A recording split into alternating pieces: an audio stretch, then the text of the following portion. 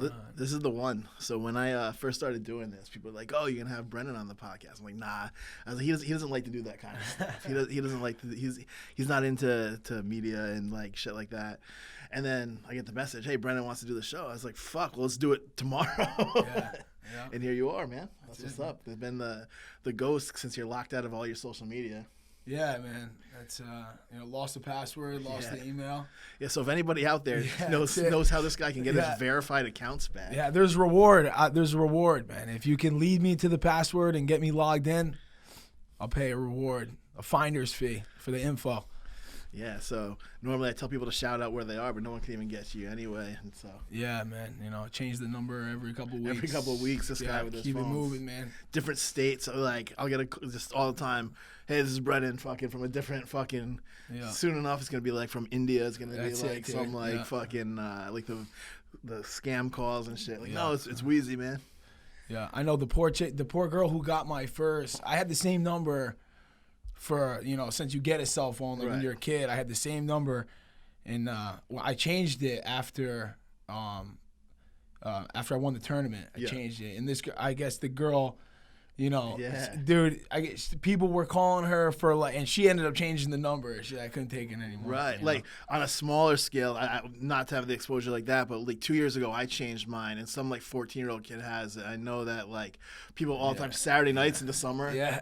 What's the cover? Yeah. Mom, what's the cover? Her phone blows up, but I can only imagine someone ended up with your phone, man. The kind of text they would get.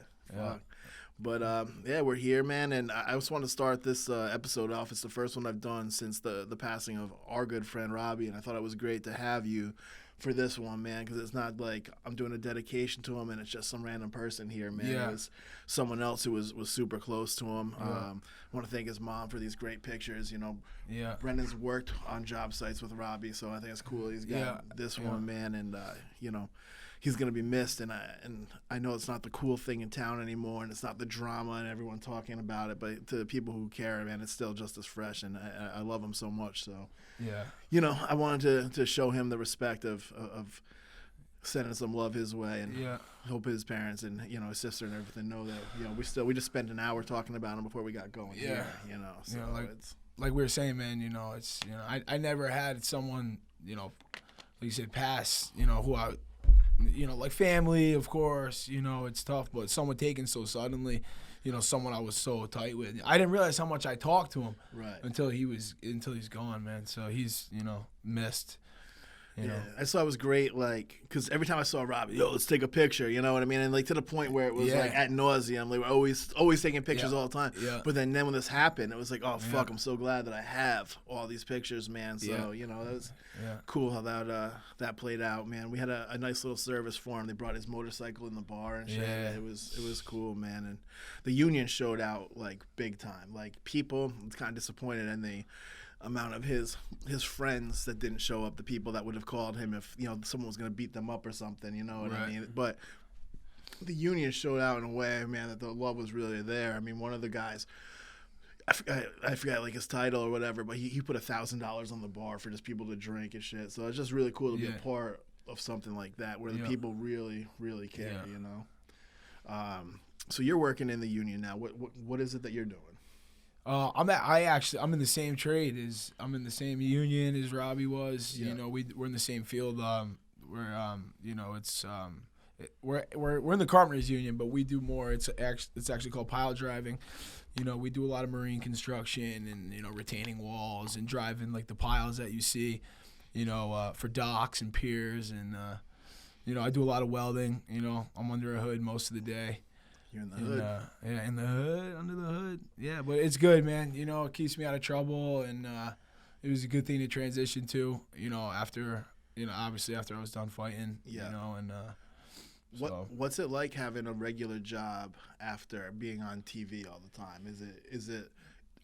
Do your co-workers like I'm sure after a few days it's normal, but like when you first show up on a job, do people like act any kind of way, or do they want to take a picture with you, or how? I don't know. I mean, you know, the guys in our trade, you know, like, oh, let's take a picture. It's not as much as the pictures, and it's just, they want to talk about it, even still. Yeah. Even once they, you know, the first couple of days go by and after it's fresh, and, you know, they still, you know, we talk about it almost every day, you know, Pat, because everyone's always YouTubing. Yeah. You know, and the dudes are ball breakers, so it's always the fights where you lost. Like, yeah, it's always the fights. Yeah, like I had the other guy the other day. He's like, "Don't make me armbar you." In 13 seconds. And I was like, oh, dude. I'm like, how'd you even find that one, bro? Right, you know what I mean? He's like, I think it's a Bellator record for the fastest submission. I'm like, it is. I'll be quiet. That's funny, man. Yeah, I didn't know how that would be if people really were checking on that or whatever. That's funny. I mean, you know, and a lot of guys, you know, off the jump, you know, when I first get on a new job, you know, or I go to a different company, you know how it is with the union, you bounce around, you know. I've been fortunate enough to be with the same company for the last, you know, couple years now. But, you know, like when I would first get on a job site, the guys would just assume that I was like some like tough guy. Right, like an asshole. Yeah, like an asshole, man. And that's like completely right. Like, you were just a competitive athlete. Yeah, exactly, man. You know, and then once they figure out, dude, that I'm like I'm fooling around, dude, and like trying to have fun and always, you know, breaking balls, and they're like, not like relieved, but like, all right, this guy's all right, man. Right, you know? right, because you're coming into, you know, the way I perceive it anyway is like, I think of union guys themselves as being like tough guys. So you got a bunch of tough guys, and then here comes this other guy who's like a tough guy. So is it like, how is it going to be, you know? Yeah, for sure, man, for sure. Especially on some of the bigger jobs, you know, the company I work for a small company, small union company, man. We don't work on huge jobs. At least my division, the Marine division, doesn't. But you know, I've been on huge jobs, you know, where there is like the tough guy on the job, and he'll be like eyeballing me. And I'm like, dude, come on, bro. Like, dude, I'm so not like that. You know what I mean? But if you want to go, dude, I'll fucking, you know, I'll just drag you through the mud. Right. You know what I mean? Yeah, that's funny, man. You know, that's interesting that they want to talk, because I know you hate talking about fights. So it's like. Dude, it's crazy, man. I've been talking about it way more lately. You think it's because you don't have the stress of knowing it's coming up now, dude, that you're retired? Like, you don't talk about it. Like, I'll tell you what, man. I carried a lot of guilt and a lot of shame for a long time, man. About, you know, how my career ended. You know what I mean? And I wasn't training at the end, and I wasn't doing the right things. You know, I'm sure, you know, some people know, I got some issues, man. I got some demons that I battle every single day, you know, and I let those demons get the best of me. The last couple of years I was fighting, and the results showed. You know, I'm talking, you know, not training at all for a fight. You know, like my dad was, you know, he was like, how can you go, you know, to these and just go fight on national television, like, and never train. Right. And I was like, you just do it. I know. You know what I mean? And so I was real guilty, but, you know, like almost like I was squandering the opportunity that I had in front of me. You know what I mean? Like, guys would kill to be in the position I was in.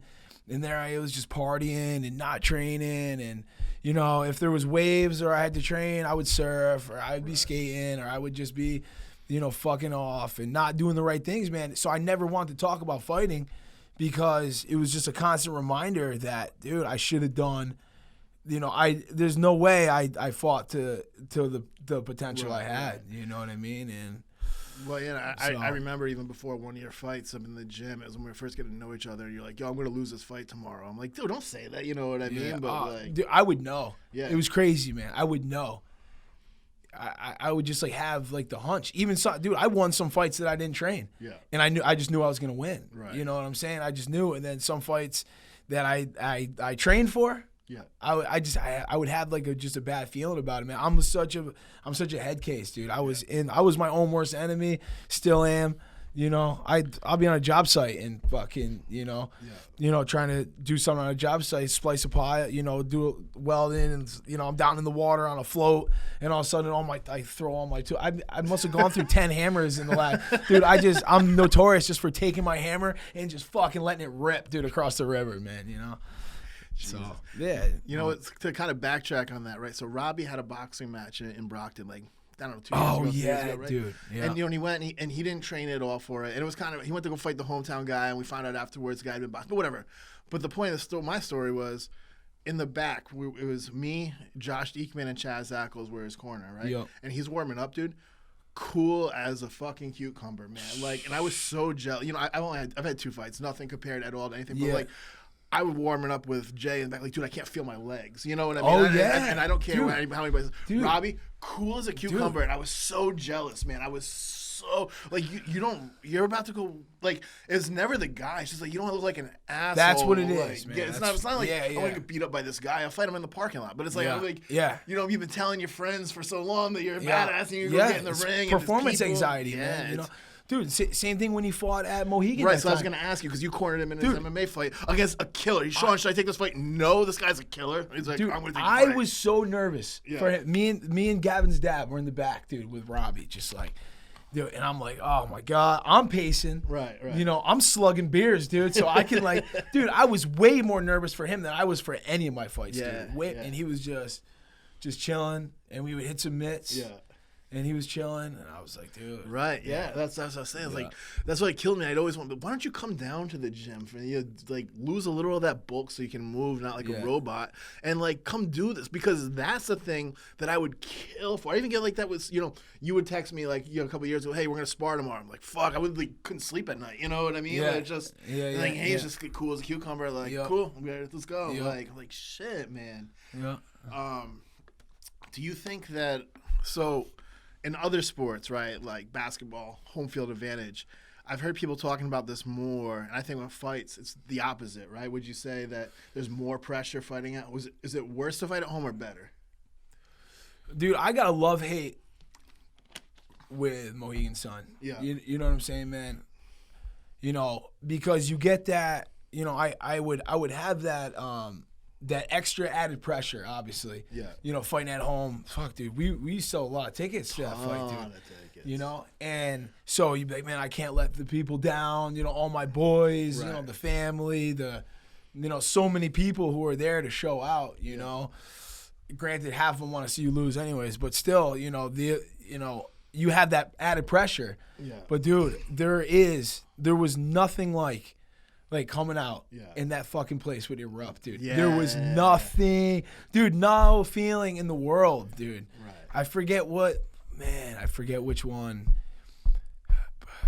It was probably after I got in trouble when I fought Sayada Wad. Yeah. Dude, and the place was just nuts, man. Yeah. I had gotten in all this trouble, and dude, the place was still fucking packed. Yeah. Dude, you know what I mean? And like everybody still had my fucking back, and I was like, man, this is it, man. So yeah. And that one will go out legend. That was like dude. That was an unbelievable knockout. Yeah. That was an unbelievable knockout. Yeah. And I was there. The place exploded. Your boy jumped on top of the cage. Oh, Scoos, dude. Yeah. Scoos jumped on the cage. Yeah. Shout out to Scoos. For sure. Yeah. But yeah, I just know that the home thing isn't all it's always necessarily cracked up to be too. I know there's sometimes you probably just not have the pressure of letting. You know those what, people man? down. And another thing is, I would fight at Mohegan Sun. Maybe once a year? Yeah. Maybe twice a year. So it was just like this huge buildup. Right. I mean, football. NFL. You play at home how many times a year? Right. Every other week. You know what I mean? You're playing at home, not like baseball's. Dude, you're out 100 times a year. Yeah. So I would have this just. It was all just this build up. Yeah. Oh, Brennan's fighting in 2 months. Oh, Mohegan Sun, man. Right. Get your tickets. And that's the downside of that sport, where like baseball, like the fucking Yankees can get smashed, and the people in the crowd are like, well, we'll see them play tomorrow. You know what I mean? Where fighting, you only fight twice a year, 3 times. A busy fighter fights 3 times a year. You know what I mean? And it's like. Just one little thing. It's a game of inches. One little thing goes wrong, dude, and you suck until the next time you prove them wrong. Like when I got knocked out by Tandem McCory, dude, horrible night.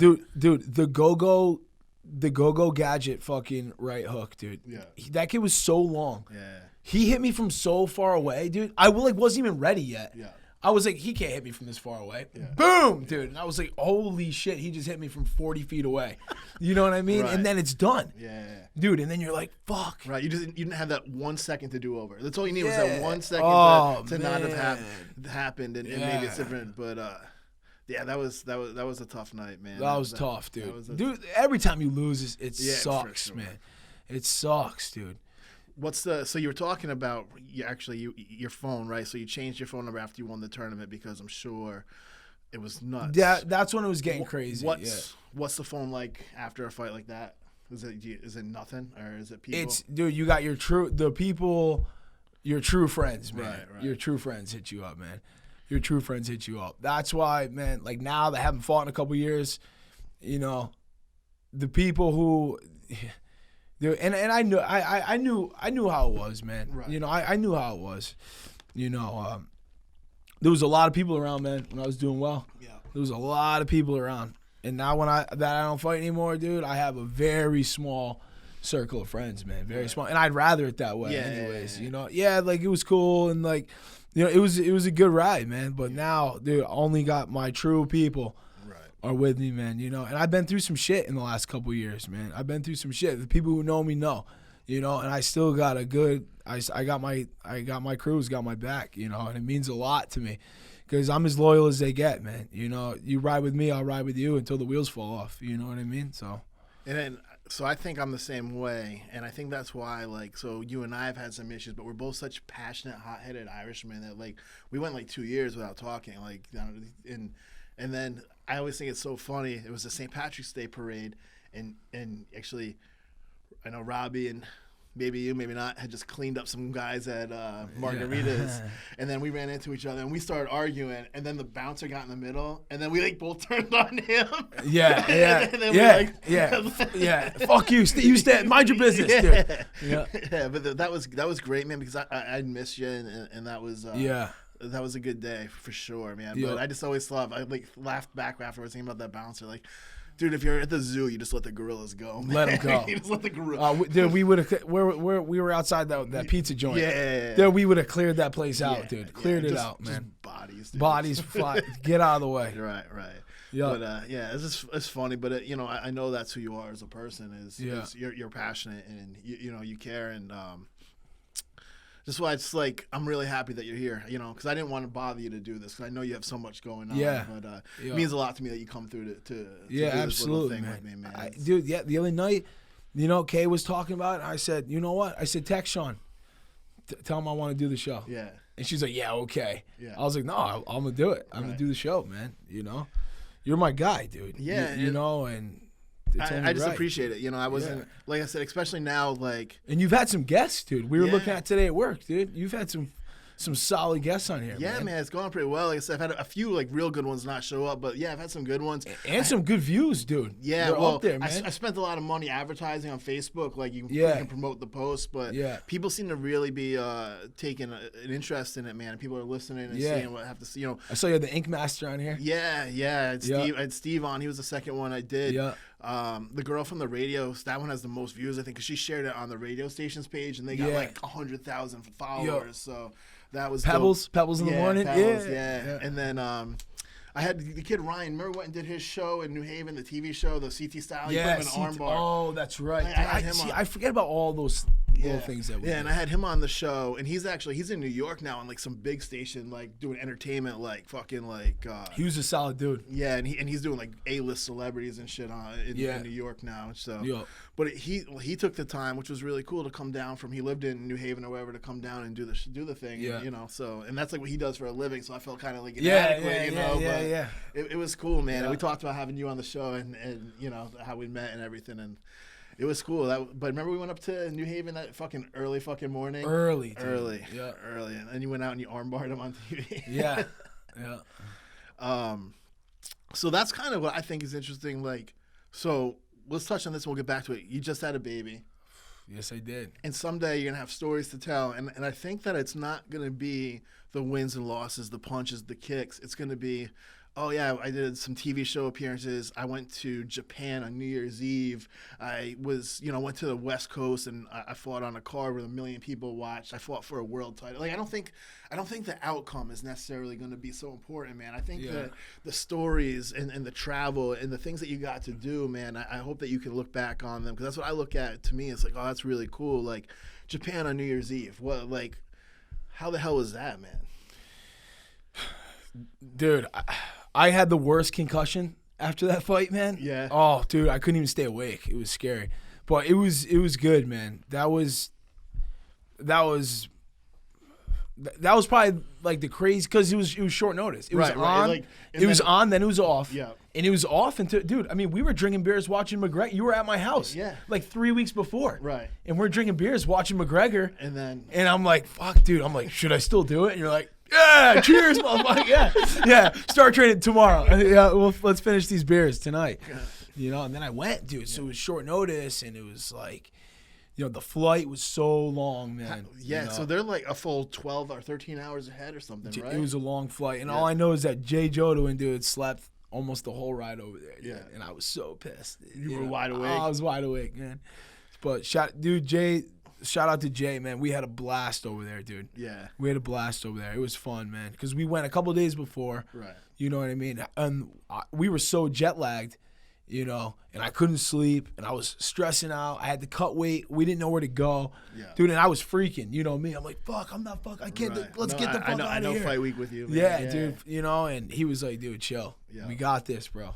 We got this. Speaking of cutting weight, he told me a story that, because they weigh in over there in kilo, I don't know, whatever. Yeah, kilograms, yeah. And then, like, you got off the scale, and then the kid Ken got off the scale, and it was off by, like, a few, we were thinking pounds, and then all of a sudden you were like, hold on, wait, that's like 20 pounds. And King Mo was like, welcome to Japan, bro. Yeah, man. Yeah, dude, because we were supposed to fight at 185. Right. And then they changed it. Yeah. And it was like a catchweight. It was like 174 or something.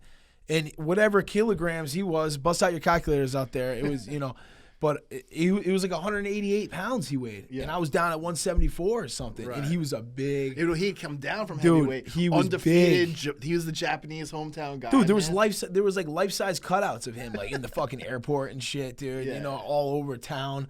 And he was a big hit. What a nice guy, man. Solid guy. He asked me for a rematch, too. Really? Yeah. About a year after, he wanted to fight again, And I would have been down, I would love to go. You liked that kid anyway, right? Yeah, he was a good dude, man, I had Ian on the show, and he just came back. He was in Japan like a month ago for one of the events, and we were talking about sushi, and he said the sushi wasn't spectacular. He said that it wasn't bad. He said it was just kind of hit it. Like I expected to hear like the sushi in Japan was just like, oh, and he's like, no, it was hit or miss. Yeah, and it was. We weren't impressed, man. But I know, if you know Jay Jodo and anyone out there, you know that he's the biggest germaphobe that you'll ever want to meet your entire life. The guy should be sponsored by Purell hand sanitizer because he goes through a bottle a day. So we go into the sushi joint, dude, and no bullshit. The sushi, the chef, there's a fucking conveyor belt, like going through the restaurant.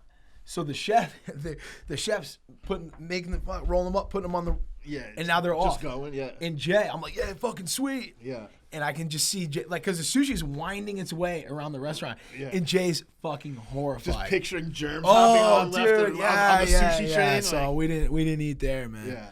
We didn't eat there.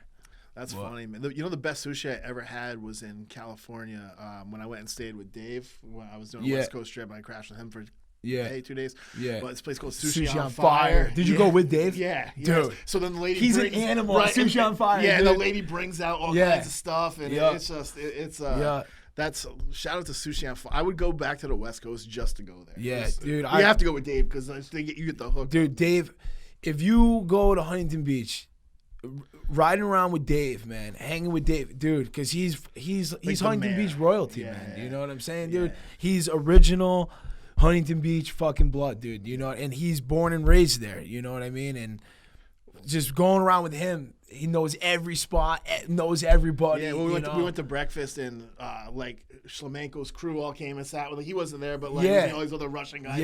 This is this guy, this is that guy. I was like, oh shit, you know what I mean? Like, and then even. So there was just a documentary on ESPN, Chuck and Tito 30 for 30. Yeah. And I throw it on and fucking 10 minutes in, I showed your dad. Here's Dave Thomas with like like walking out with Tank Abbott, like baby Dave Thomas, like young Dave Thomas with Tank Abbott in like 1993. Dude, Dave's been in the game. He's been in the game forever, man. Yeah, he's been in the game forever. He's managing Cassius now, huh? Yeah, yo. Well, that's good, man. Yeah. You know? Well, that's, Dave has that's what he does, man. When you have somebody who like is in that circle, you want to be involved in that, man. Yeah. You've had some cool sponsors over the years and stuff like that. Yeah, for sure, man. You know what's worse though is I ran into, so we're talking about everyone's got their vices and their issues, and I'm a fat fuck. And I ran into Dave in New York. I went to the Bellator to go party with Ian, and I hadn't seen Dave in like 3 years. And I put on some weight, and like I saw it in his face. I'm like, Dave, what's up? And he didn't recognize me for a second. And then he like kind of looked at me. I was like, what's up, Sean? I'm like, yeah. It was like the worst feeling ever, man. Like, all right, back to the gym, man. Yeah. Back to the gym. Yeah. But outside of Japan, what was the best travel that you did? I know you did Thackerville a couple times. I heard Thackerville was wild. Dude, we raged in Thackerville, man. Yeah. We raged some shit I can't quite talk about on here, man. You know, but we raged in Thackerville. I mean, probably, dude, the funnest like trips I took was just like when I was training in California, bouncing around from camp to camp. Okay. You know what I mean? It all started with Tito when Tito fought Shlemenko after I did. Yeah. I went out there and I stayed at Tito. I lived with Tito and, trained with him at his gym. Yeah. And then I just went from camp to camp, bouncing around, training with, I like with Vanderlei Silva, Machida, Rafael Dos Anjos, just, all those guys, at King's MMA, just kind of bouncing around. Yeah. The last time I was out there with Bisping when he was getting ready to fight St. Pierre. And I was supposed to fight the Caveman. And then fucking Bisping finished off I had 2 fractures in my jaw, 2 hairline fractures in my jaw, and Bisping finished it off for me. You know what I mean? And so just the trips in California, just the training trips, man. Yeah. There's no pressure. Right. There's no pressure to fight. You were going out to give other people work. Man. I was just couch surfing with Dave. You know what I'm saying, dude? Dave making me fucking. I lived with Dave one time I lived with Dave for a while one time, man. Yeah. It was after I lost to Tamden. I moved out. Dave's like, dude, because I didn't train not a day. I know that's the fight you told me. You're like, I'm gonna lose tomorrow. I'm like, no way. Yeah, I didn't train. Yeah, I remember I was at Narragansett. I was surfing and. I was drinking beers, sitting on the wall, and after I was done surfing, and a couple kids were like, "Dude, aren't you fighting like on Friday or Saturday?" It was like on Tuesday. I was like, "Yeah, but my weight's good, just drinking beers, surfing, dude. Like, what the fuck, So Dave was like, "Bro, either get serious and move out to California, man, or don't do this." Yeah. So I lived with Dave for like 4 or 5 months, man. And he was on me, dude, made me organize my room and fucking, he ran a tight ship out there, dude. Dave's a neat freak. Yeah, you look in his closet, dude, every t-shirt's fucking hung, everything's folded, sneakers are organized, His house is killer, too. Killer, man. Dude. It's got that porch with you see the wall, oh, man. Yeah. I don't know if I know he was looking for it. Yeah, no, he's not.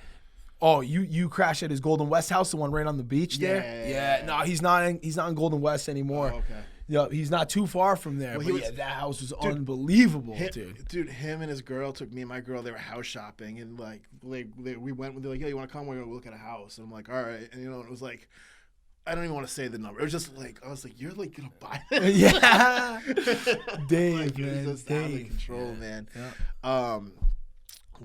So you were saying the thing with Bisping, and I know you've had a lot of injuries over the course of your career. I know the ankle is pretty bad. Still, when Cyborg finished off, broke my ankle. But it was already hurt going. Yeah, dude, I broke my ankle bad years ago. Yeah, and it wasn't even a real heel hook he had on me, dude. Yeah. He just gripped it and ripped it. Yeah, but you hear the pop cage. Oh, dude, that's what made me like scream and tap, dude. It was the sound. Yeah. That thing was like sound like a foot came off. Oh, dude! The next day, my ankle, I couldn't walk for. Dude, I don't think I walked for 2 months after that. Yeah. What do you think the worst injury you've had is? How many concussions have you had? Oh man. If I said the real number of concussions I've had, dude, and anyone watched this, they probably would never clear me to fight again if I was ever going to fight. Right. But, dude, I mean, we used to bang. Yeah. When we were training back in the day, dude, when I first got started, up at, like, Triforce MMA in Pawtucket, it's nothing like it is now, dude. Yeah. It's nothing, man. You know, I tell these young kids that are training, dude, I mean, this is like, I didn't even have any pro fights yet. Yeah. And I'm in there with fucking like George Rivera, you know, UFC guy, Tom Lawler, fucking Greg Rebello, Mike Campbell, you know, the Jeffries brothers. You know what I'm saying? All these guys were hard hitters, right, man. just And having gym fights. dudes were getting knocked out every single Wednesday night, dude. Out. Like, knocked out. Yeah. Greg Rebello knocked me out so fucking bad one time, you know. Then he went on to be my coach and was monumental in my career. You know what I mean? As far as being able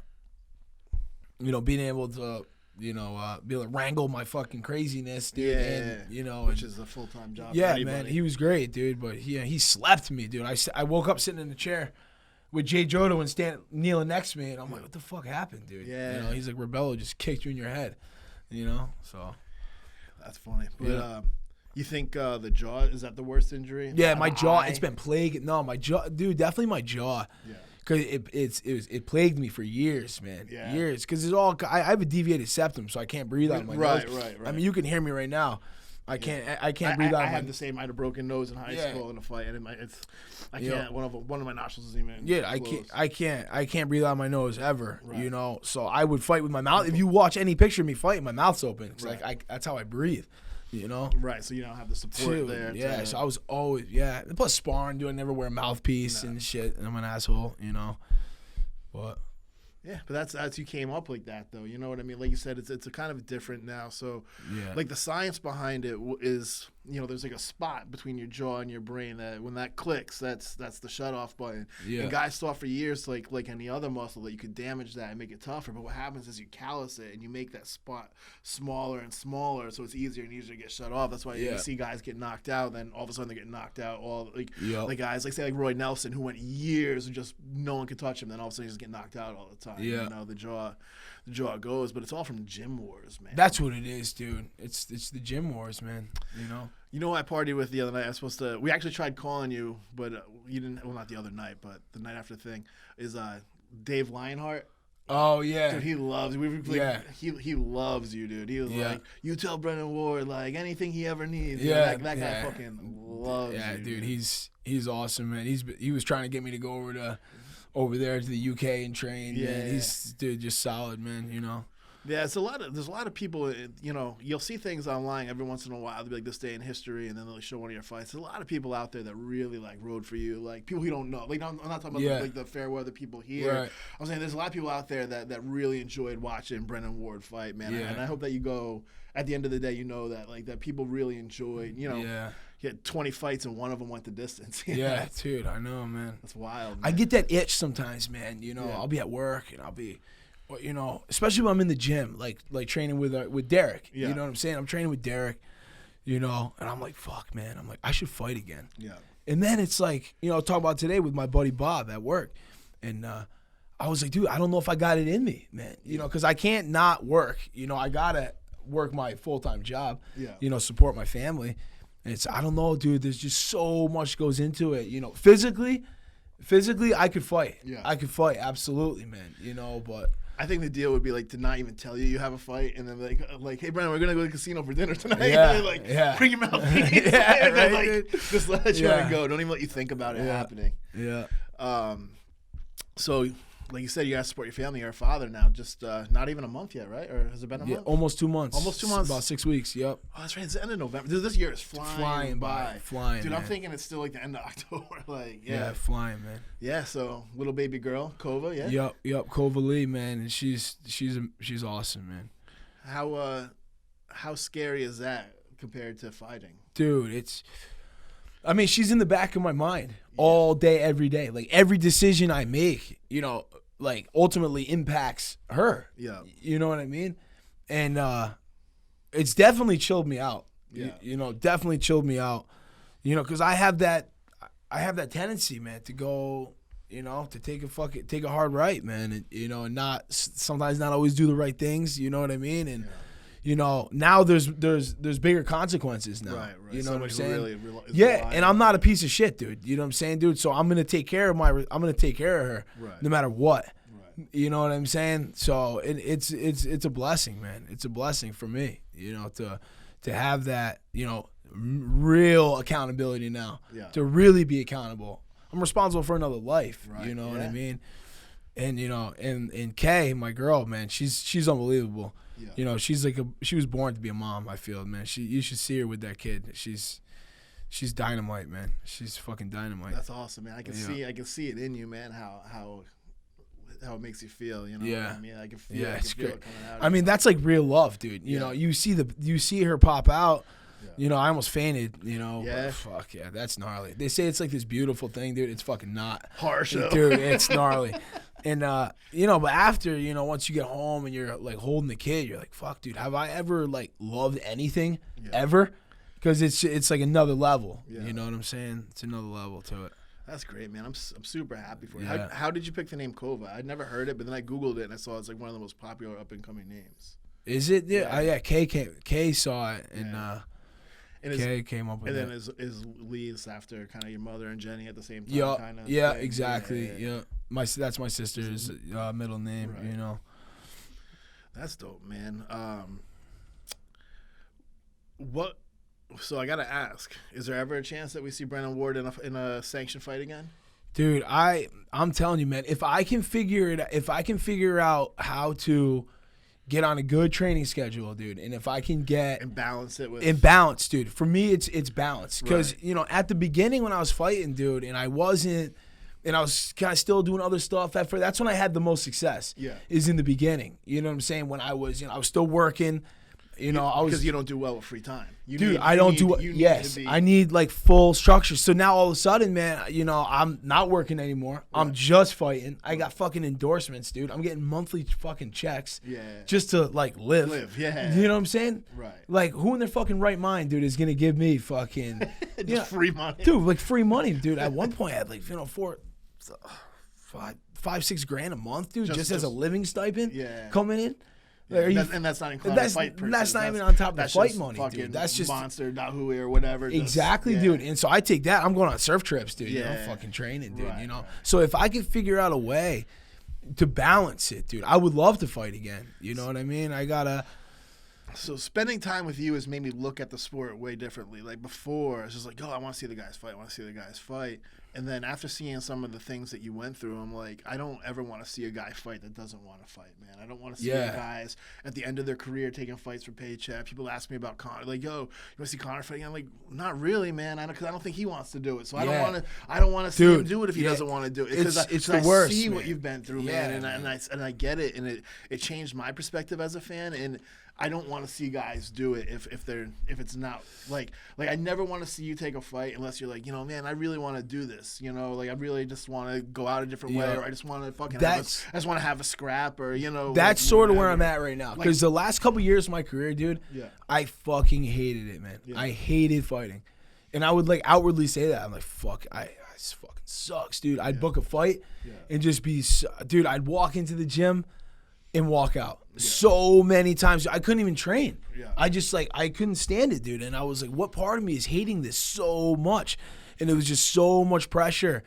Yeah, and I couldn't take it, dude. I could not handle the pressure. I couldn't handle the stress. You know, so now I'm not doing it anymore. I got a real career, dude, you know, outside of it. And I'm getting the fucking itch again, dude. I'm getting the itch to fight. And I would want to fight at 185. Right. And I'm trying to fight other journeymen who've been around like I have, dude. Yeah. And I just want to bang. Right. You know? Yeah, see, like when you say that makes me feel better. Like you have a job. It's not like you need to do it, dude. Right. So like that makes me feel better as your friend. Like I know that you're not doing this because fuck, the rent's due, the car payments due, Cova needs fucking diapers. Like, right. You know, like dude, you're doing your thing. And you know that those guys are out there. Right. These dudes are in their late 30s, early 40s, still trying to fight for a paycheck, dude. It's like, fuck, what are you doing, man? Right. You know, and you got paid well, man. You know, but just when you're not sustaining it, and when you're living like that kind of lifestyle. Dude, I was just living the fast life for years, man, for fucking years. Dude, I mean, some of the stories I could tell, dude, you wouldn't believe it, man. You know, you'd have to be there and see it to believe some of the shit that we did.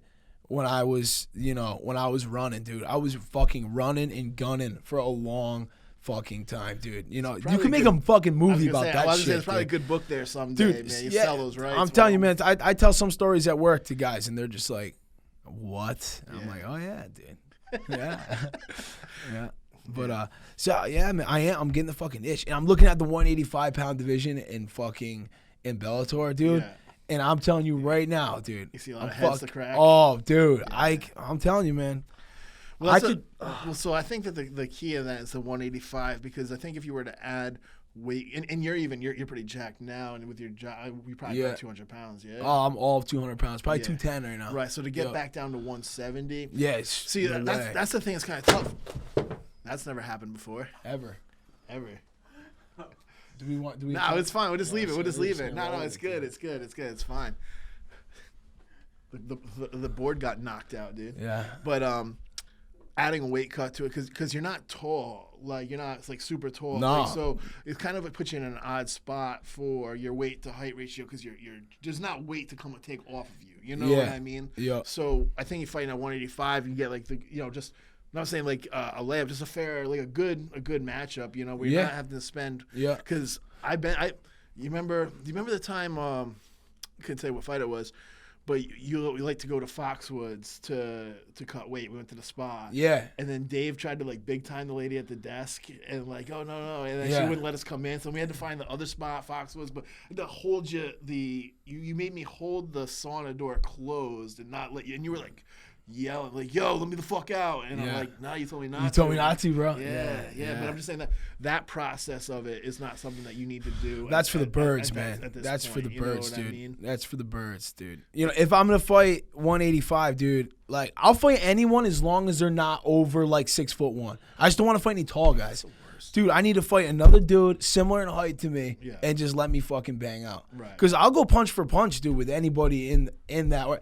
Dude, if I went full time and I was like in it, dude, I think I could fucking probably get the belt at 185. I really think that I could. I could, if I was like gonna fully dedicate myself fully, which I can't. Right. So anybody, any asshole I could get the fucking belt. Like, listen, dude, listen, pal, you're never getting the fucking belt. Right. Asshole comment I just made. But what I'm saying is, dude, I can get into that division. I can match up with anybody in that division. There's nobody in there that you'd be like, well, I just don't belong. No, You exactly, know dude. what I mean? Exactly. I might win, I might lose, but there's nobody that you're looking at like, I just don't belong. Right, exactly. Nobody's gonna go out there and absolutely fucking dominate me, dude. Right. In that, you know what I'm saying, dude? I mean, you look at any fight, dude. Look at any fight besides the fights where I got caught early. Look at any fight that I've lost, dude. Guarantee you, I've been winning that fight when I lost. Guarantee fucking. Well, that's what I'm saying. You never went to a decision where you just got blown out the whole fight. No, like nothing's ever happened like that. It's just the flash knockout. No one's blown me, dude. Nobody would blow me out, dude. In that fucking, in that. I'll tell you what. The only dude I think is really fucking scary, dude, in Bellator, dude. Can I guess? Yeah. Douglas Lima? Yep. You told me that years ago. Yep. And then to see him flourishing now, he's probably the best 170. I think he beat the shit out of any of those guys in the UFC, man. Yep. I think he's the only fucking dude where I would be like, nah, I'm not going to fight him. No, I'm all set, dude. He's scary, man. That guy. Yeah, dude. And a fucking nice ass motherfucking dude too. Oh, man. Yeah, I met him a couple of times. Just super chill. He's big though, right? Big, yeah, dude. I don't know how the fuck he makes 170, man. Yeah. But yeah, he's the only dude in Bellator that I would be like, nah, I'm all set. Yeah, that guy's a monster. Yeah, and it's a guy he wakes up, lives, breathes. Sleeps, dude. Oh man, that shit. Yeah, for sure. What are your thoughts on Bareknuckle boxing? I mean, what I tried to do too. Right. And they were both fucked. Yeah, they were fucked, man. I look back at it as like, damn, like you would have starched both those guys, dude. That clown, that kid that filled in for you. I was like, you should just make a career of just like booking fights and then like telling that kid, you want to cut him his purse. Yeah. Oh man, dude. But it made like even Forbes magazine with that first one. You were like, yo. They promised us big money. I know, your dad was telling me they were supposed to put X amount in escrow just to prove that they had the money and never came. No, sure enough, no one got paid. Dude, the writing was on the wall for me the whole time, dude. I saw right through it. Yeah. From the jump, dude. I probably believed it for about a week. Right. And then it was just some of the comments and some of this and that. And I would say, dude, they're not getting paid. Right. But it was just funny to see like Forbes magazine, Brennan Ward's. Yeah, see?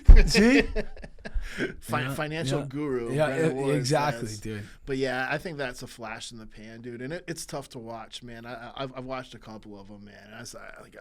But the one story from that I tell is when we went to the press conference there, and fucking the most annoying people in the entire world are Paulie Malignaggi's fucking group of gorillas. And I'm like stuck in the middle of them, and they're bouncing around. I told Artem Lobov, I was like, yo, if this blows off, you got guys here. Yeah, you know what I mean? yeah, man. Fuck it, dude. Those guys were fucking obnoxious. Dude. Yeah, dude, that's. But yeah, man. I had to ask that, and I didn't want to make this about that. You know what I mean? I wouldn't be. I know anyone who watches can be like, well, is the kid gonna fight again? You know what I mean? Yeah, man, so, dude. I mean, the way I feel, if I keep feeling the way I feel right now, obviously I gotta go fucking. I gotta go away for a little while. Next week I'm going in for a couple months. You know what I'm saying? Week? Yeah. Okay. Yeah. If you guys want my inmate number, I'll fucking put it out. Put some money on my books. But once I get out, dude, I've been fully committed to that, dude. Yeah. To give it another shot once I get out of college. Yeah, I think take that time, just kind of keep your mind clear, and you get that diploma, and it's a wrap. It's a wrap, dude. But yeah, man, I would shout out where to find you on social media, but again, he's locked out. So if anybody knows how he can get his Instagram back, So here's the issue. I don't know the password, obviously, to Instagram, and I don't know the password to the email that I had. So that's where I'm at. Yeah, we need somebody has to work for Instagram. Somebody's got to work for Instagram. Or know a guy who works for Instagram. That's it, man. What do you got going on for the holiday this week, man? Man, just gonna eat a bunch of food, go to my aunt's house, eat, and first holiday, first big holiday with a kid. That's different, right, man? Yeah. Then they got Christmas coming up, and you got to start the whole Santa thing, dude. It's a new adventure, man. Absolutely. Yeah, absolutely, man. It's gonna be good. It's gonna be good, man. Cool. Well, man, I really, really appreciate you coming down and doing this with me, man. I had a great time. Yeah, me too. I hope people dig the stories, and normally we do whiskey on the show, but you and I were gonna toast some water. Yeah, man, that's it, man. That's it, brother. Cheers, man. Cheers, bro. Hey, yeah. Thank you so much. Thank you, brother. All right.